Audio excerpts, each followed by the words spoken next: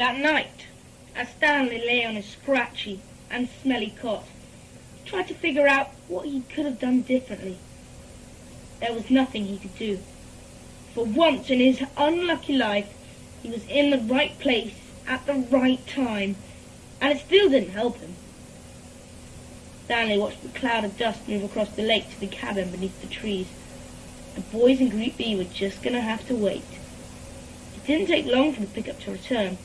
Mr. Pendanski stepped out of the cab. A tall woman with red hair stepped out of the passenger seat.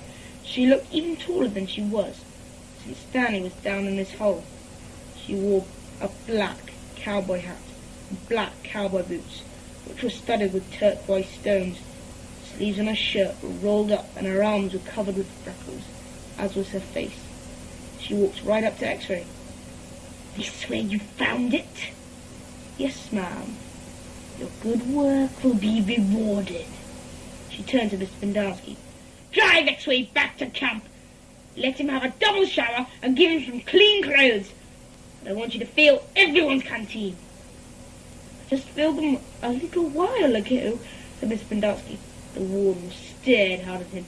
"Excuse me," she said. Her voice was soft. "I had just filled them when Rex—" "Excuse me," the warden said again. "Did I ask you when you last filled them? No, but it's just excuse me." If Pendanski stopped talking, the warden wriggled her finger for him to come to her.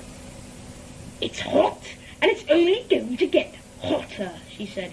"Now these fine boys have been working hard. Don't you think it might be possible that they might have a drink since you last filled their canteens?" Pendanski said nothing. The warden turned to Stanley. "Caveman, will you come here, please?" Stanley was surprised she knew his name. He had never seen her until she stepped out of the truck. He didn't even know the warden was a woman. "Mr. Pendanski and I have been having a discussion. Have you taken a drink since Mr. Pendanski last filled your canteen?" Stanley didn't want to cause any trouble for Mr. Pendanski.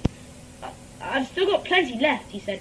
"I don't think that would be too much trouble for you, would it?" "No," said Stanley. "So what will it be?" she asked Mr. Pendanski. "Do you want to fill the canteens, or do you want to dig?" "I'll fill the canteens," said Mr. Pendanski. "Thank you."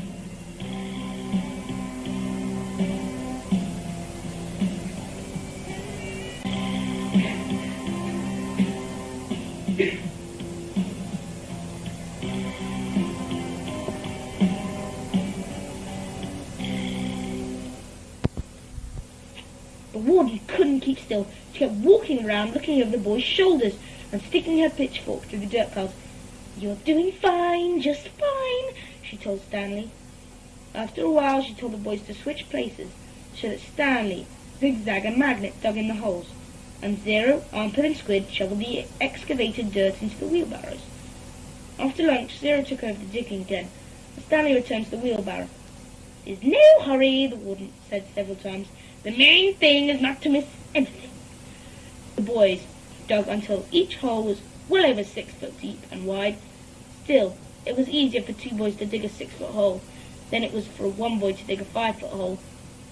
"All right, that's enough for one day," the warden said. "I've waited this long, I can wait another day." Sorry. Mr. Surd drove her back to her cabin. "Wonder how she knew all of our names," Stanley said as he walked back to the compound. "She watches us all the time. She's got hidden microphones, cameras all over the place, and the tent's direct room at the shower." "The shower?" asked Stanley. He wondered if Zigzag was just being paranoid. "The camera is a tiny," said Armpit. "No bigger than the toenail on your little toe." Stanley had his doubts about that. He didn't think they could make cameras that small. Microphones, maybe. Mr. Sir marched the boys out to the lake, chewing sunflower seeds along the way and spitting out the shells. He scraped the ground with his boot heel to mark where each boy was supposed to dig.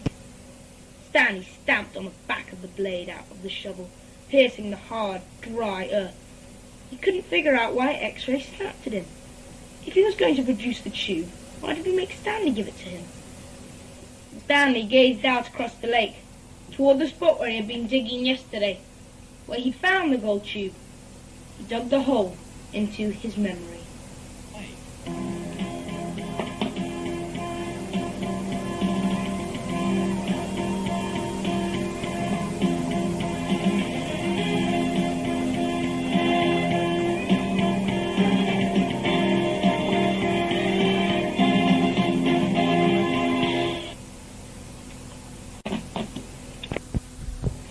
As Stanley entered the rec room, he could hear X-Ray's voice from all the way across the room.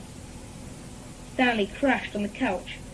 He had looked for a hidden camera in the shower, hadn't seen anything. Sorry. Keep it down, will ya?